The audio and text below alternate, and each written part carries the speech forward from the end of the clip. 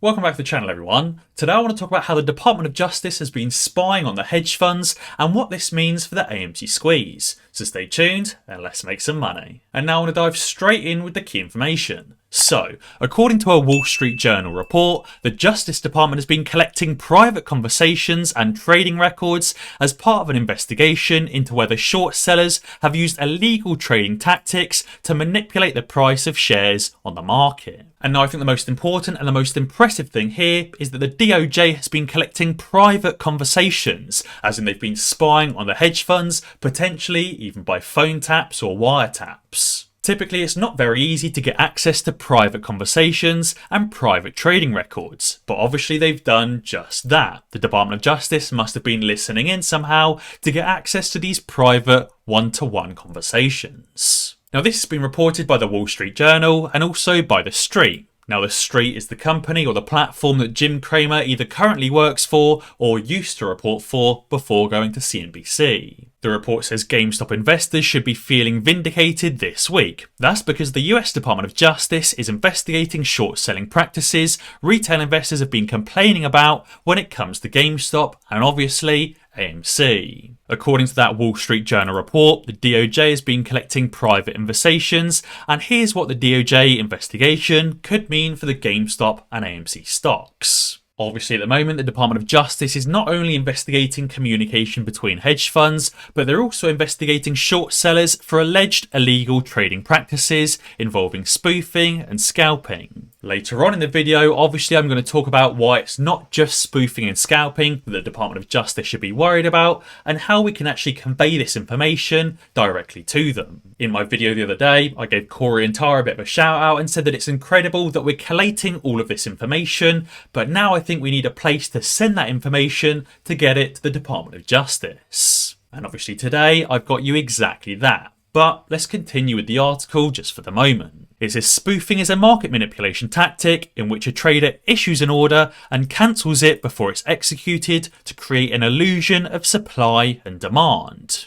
This pressures market participants or scares them off into buying or selling the stock. Now, there is actually an anti-spoofing statute as part of the 2010 Dodd-Frank Wall Street Reform Act, but obviously it's not being followed, even though spoofing is evidently illegal. On the other hand, scalping, and not just specifically trade scalping, where you scalp a few cents off of every trade, but this scalping is similar to pumping and dumping. It consists of buying a security before recommending the same security as a long-term investment, or going short on the security before publishing a hit piece. Also known as a short and distort scheme.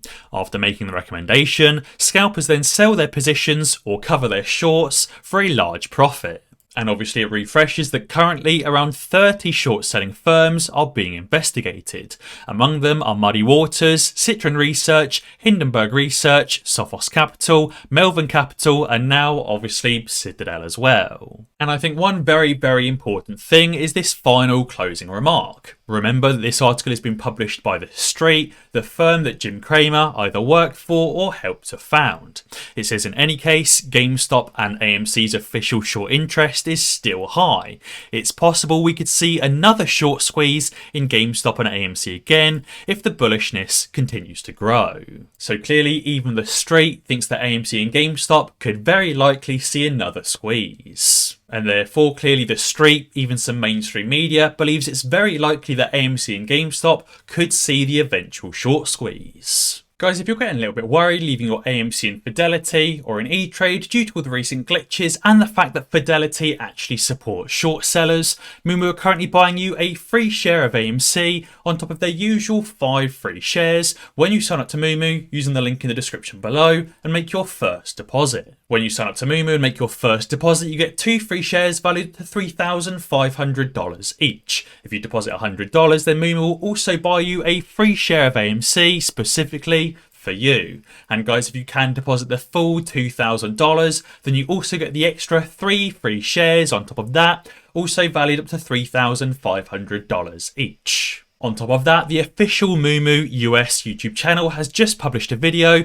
stating that Futu does not accept payment for order flow anymore. And therefore you don't have to worry about your trades going through sketchy dark pools or being given to Citadel when you trade with Moomoo and with Futu. Moomoo also has excellent technical indicators and advanced charting tools. Moomoo also publishes daily short selling data, position cost distribution, and a number of other key indicators. So guys, be sure to sign up to Moomoo using the link in the description below and make your first deposit to get up to $17,500 in free stocks and a free share of AMC. And now user of intellect has tweeted saying important: share, act and alert. This is a call for a collaborative effort to provide the Department of Justice with documented evidence of short sellers' illegal activities beyond spoofing and scalping. This is the time, this is our turn, please read the thread. They've said the Department of Justice's focus on spoofing and scalping as the most rudimentary types of market manipulation is alarming.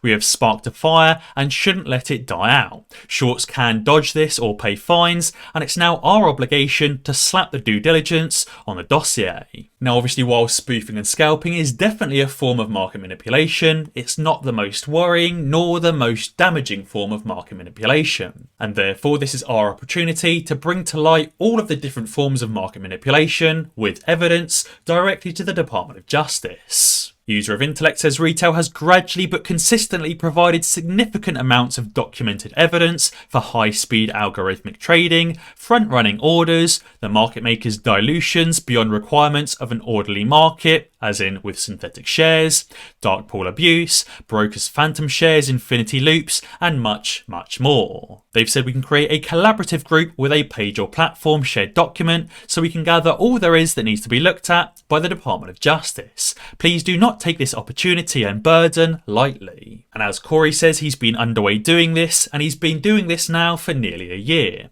He's begun compiling all of the information required into a thread, 10 tweets at a time, and he said he's going to release part 2 on Sunday, and all of the evidence is going to be submitted through the SEC, FBI and Department of Justice websites as well. Now user of intellect has also provided a link to submit your evidence of market manipulation. You can either provide it directly to user of intellect via the LogTheFloat website or publish it directly to the Department of Justice via the departmentofjustice.gov website link. Obviously, I'll leave the link to both of these submission pages in the description below, so you can either submit your evidence directly to the Department of Justice or to user of intellect for them to collate and publish to the DOJ. Now, not only has Charles Gasparino and Jim Cramer been on a bit of a deleting spree, but interestingly, so is the Motley Fool. Even mainstream media is starting to realise just how much hot water they're actually in. The Motley Fool has deleted about half of their articles regarding AMC. All of the articles pictured below are gone and have been deleted by the Motley Fool. Now this is about 20 articles published by the Motley Fool relating to AMC over the last year,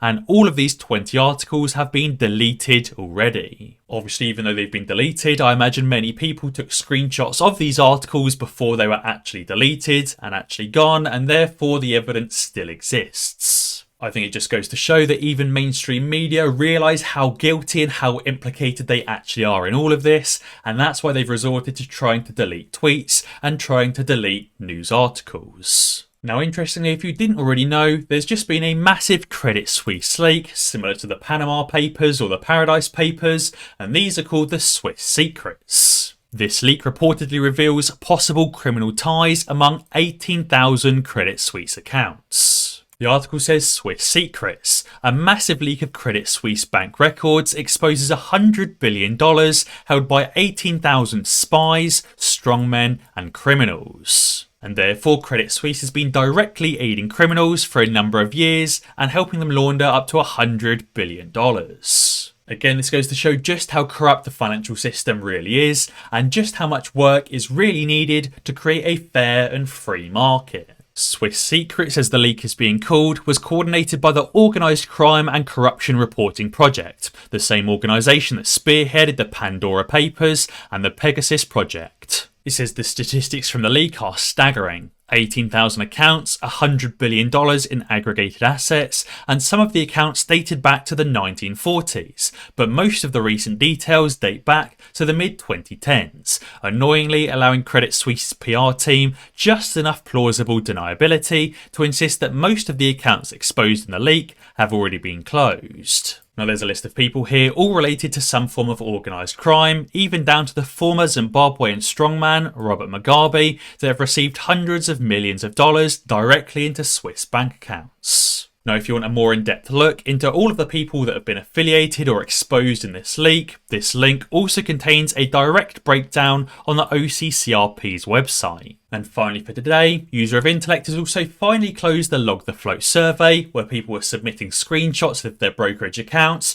to independently verify the number of shares they were holding. LogTheFloat reached their target goal of collecting a large sample from 10,000 retail investors for a total of 19 million AMC shares. With this, User of Intellect is going to perform some basic statistics such as average and median per each retail investor, but also with some standard deviation, and perform a longitudinal study to compare earlier submissions to later submissions versus the OBV. They can then also weight the earlier submissions that have a larger number of shares compared to later submissions which typically have smaller account sizes. And interestingly, this has enabled User of Intellect and the team to log international shares for the first time. And just to give you a hint, our international apes have logged an average of 1,355 shares per investor, with a median of 542 shares. And Hang Loose says that on a 50% reduced figure, for a conservative estimate, this data suggests 4 billion synthetic shares exist in just the US and Canada alone. With international investors, market makers have created roughly 5 billion synthetics per Hang Loose's estimate, which is roughly 10 times AMC's float. So Hang Loose reckons there's even more than 2.5 billion synthetic shares, maybe not quite 20 billion synthetics,